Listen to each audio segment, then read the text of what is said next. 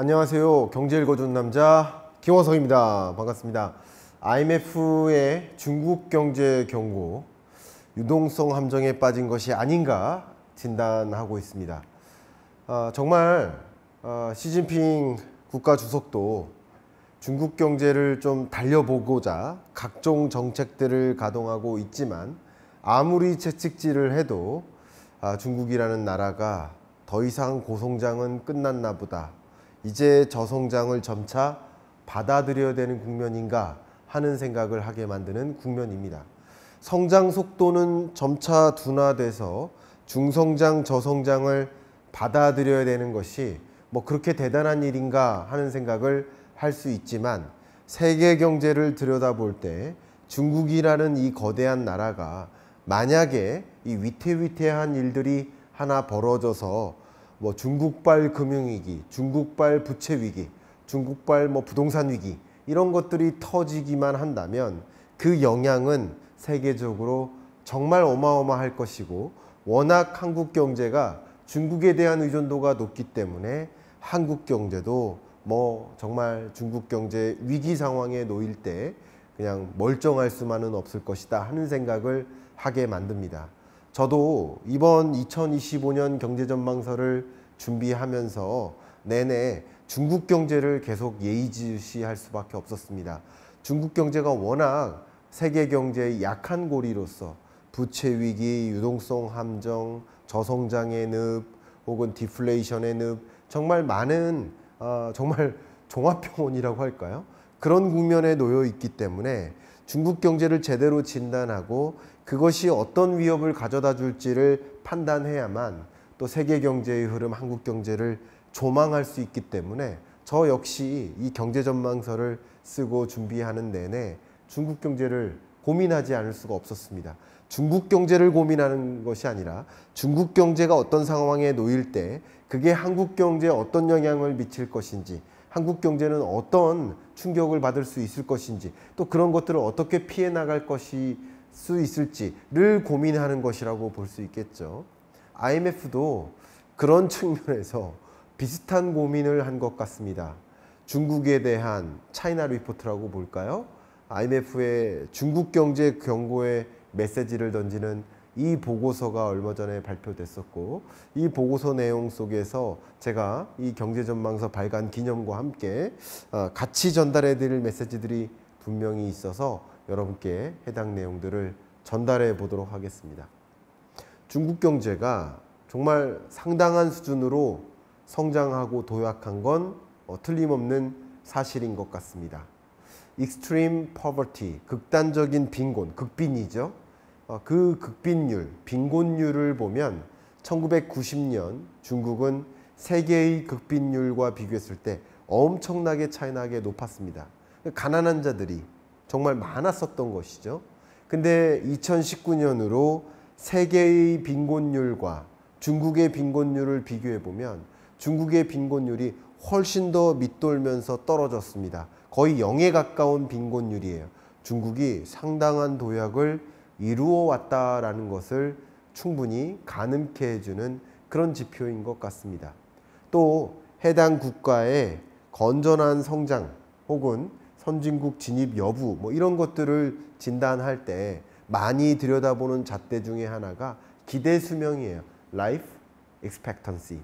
왜냐하면 또 이건 정말 극단적으로 가난한 나라 아닌가 여부를 진단할 때 주로 사용하는 지표 중에 하나가 영아 사망률이에요.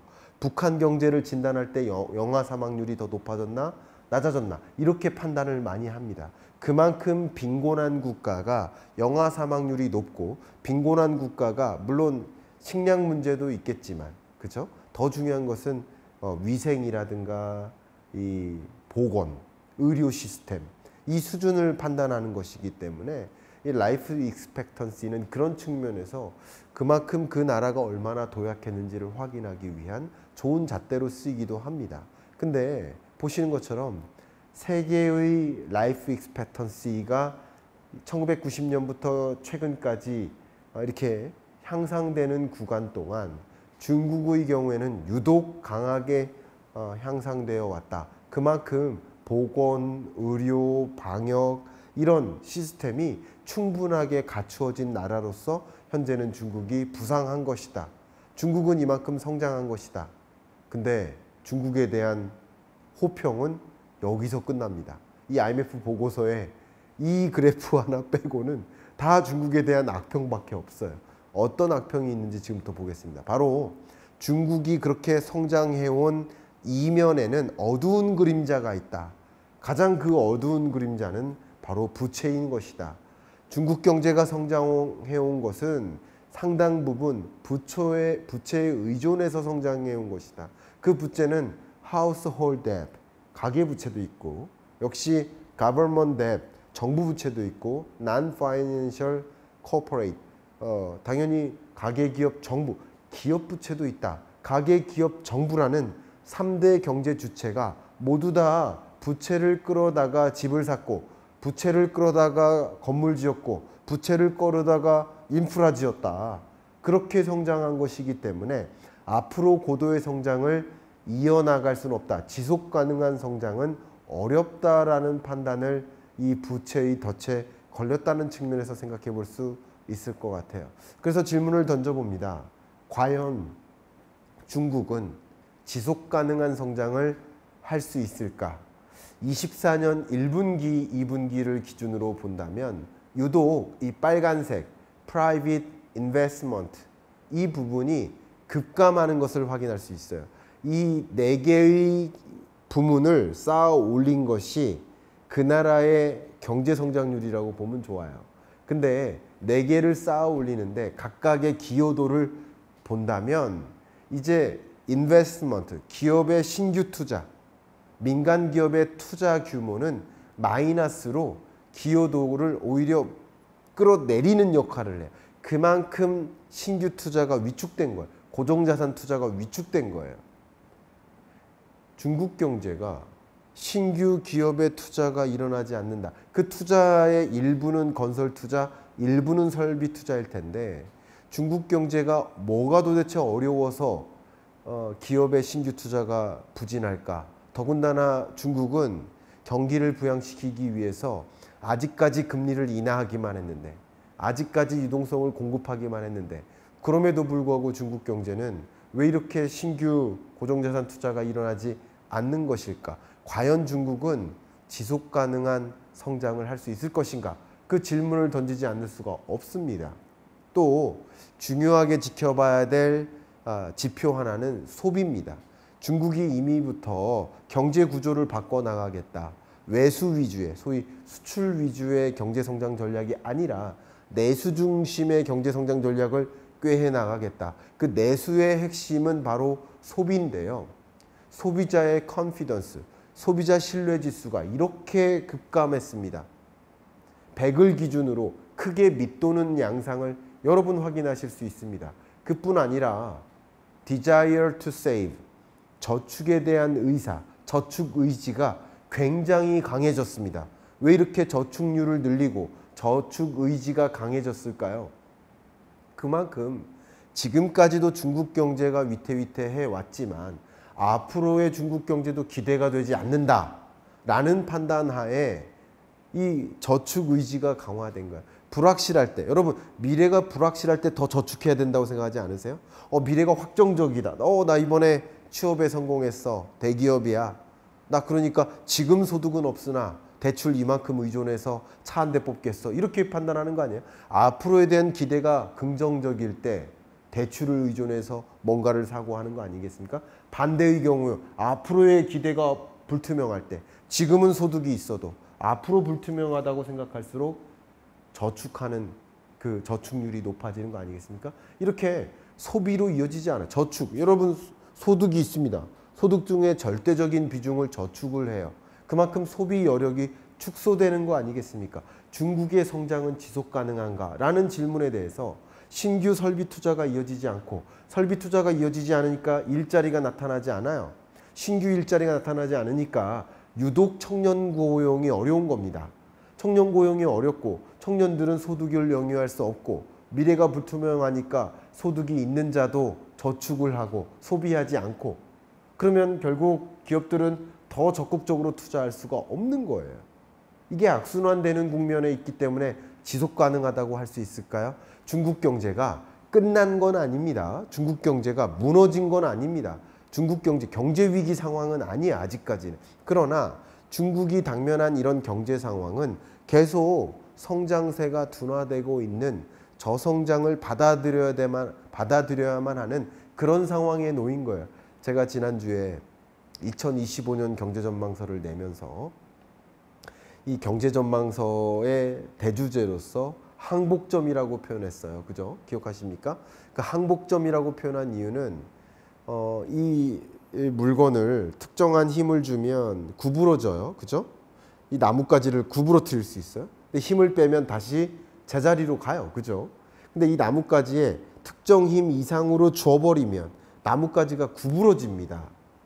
그 이상의 힘을 주면 힘을 빼도 제자리로 돌아가지 못하는, 원복할 수 없는 그런 지점을 항복점이라고 했다고 말씀드렸는데, 중국 경제가 항복점의 가장 대표적으로 설명이 될 만한 예인 거예요. 코로나19 이전 수준으로 아예 돌아가지 못하고 그냥 저성장을 받아들여야만 하는 그런 국면에 놓였다라고 볼 수 있겠습니다. 그뿐 아닙니다. 중국은 디플레이션의 늪에 빠진 것이 아닌가라고 진단해 볼 수 있을 것 같아요. 이미 중국의 생산자 물가 상승률은 마이너스로 접어들어서 22년에 말이죠. 그리고 마이너스에서 벗어나질 못하고 있어요. 계속 마이너스입니다. 중국의 소비자 물가 상승률도 22년에 제로로 떨어졌다가 마이너스도 23년에 기록을 했다가 플러스로는 갔지만 0.6%예요. 그러면 물가 상승률이 마이너스는 아니니까 디플레이션까지는 아니야 라고 생각하실 수도 있지만, 우리 한국 경제의 적정 물가 상승률이 2%고 미국도 역시 2%예요. 선진국들이 보통 그 목표 물가를 2%로 두고 있습니다. 근데 중국의 목표 물가가 3.5%인 걸 감안해 보면 3.5%의 적정 물가, 목표 물가를 훨씬 밑도는 것, 그 격차를 감안해 보면 중국 경제로서는 이런 현상이 디플레이션이 아닌가라고 판단해 볼 수 있을 것 같아요. 정확히 정의에는 부합하지 않지만 세계 국가를 상대적으로 비교해 보면 이건 정말 디플레이션의 늪에 빠져 있는 것이라고 판단해 보는 것도 크게 빗나가지 않을 거라고 생각도 됩니다. 그만큼 중국 경제가 디플레이션의 늪에 빠져 있는 모습이다라고 표현해 볼 수 있겠습니다. 그런데 그게 중요한 게 아니라 중국의 정말 가장 중요한, 가장 약한 고리, 최대 리스크 요인, 그것을 봐야 됩니다. 그 최대 리스크 요인이 뭐죠? 바로 부동산 침체예요. 보시는 것처럼 프로퍼티 섹터, 소위 자산시장 혹은 부동산 시장을 놓고 볼 수 있는 여러 지표들을 가지고 다 비교를 해봐도 다 우하향이에요. 스타트, 소위 신규 착공 물량이 줄고 있어요. 세일스, 새로운 신축 건물에 대한, 신축 아파트에 대한 이런 것들, 세일스 자체가 잘 안 되고 있어요. 판매가 안 되고 있어요. 그리고 real estate, fixed asset investment, 소위 부동산 관련된 고정자산 투자 규모가 줄어들고 있어요. 중국의 최대 리스크 요인은 바로 부동산 침체입니다. 실제 여러 도시별로 구분해 봐도 나름 1선 도시, 2선 도시들은 그래도 판매가 되고 있어요. 주택이 판매되고 있습니다. 그러나 3선 도시를 중심으로 해서 전혀 회복세가 나타나지 않는 현상들은 중국의 최대 리스크 요인으로서 부동산 침체를 꼽지 않을 수가 없습니다. 물론 헝다, 비구이유안 같은 그런 사태들을 얼마 전에 경험했고 여전히 부동산 경기가 회복되지 못하는 양상을 본다면 중국의 최대 리스크 요인으로서 꼽을 수 있겠는데, 중국의 70대 도시들의 평균 주택 가격을 들여다보면 보세요. 21년 이래로 계속 떨어지고만 있습니다. 그런데 부동산 경기 침체라는 중국 경제의 최대 악재, 최대 변수가 문제인 건 맞지만 더 중요한 것은 그 문제에 대응하기 위해서 중국 정부가 총력을 다하는데, 그 총력은 두 가지죠. 통화정책, 재정정책. 통화정책 관점에서 계속 금리를 인하합니다. 그래서 average funding cost, 중앙은행에서 제공하는 조달금리를 계속 낮춰주니까 은행들이 계속 펀딩하는 코스트가 줄어들어요. 그러니까 당연히 제공하는 금리가 떨어지는데 average asset yield가 계속 떨어집니다.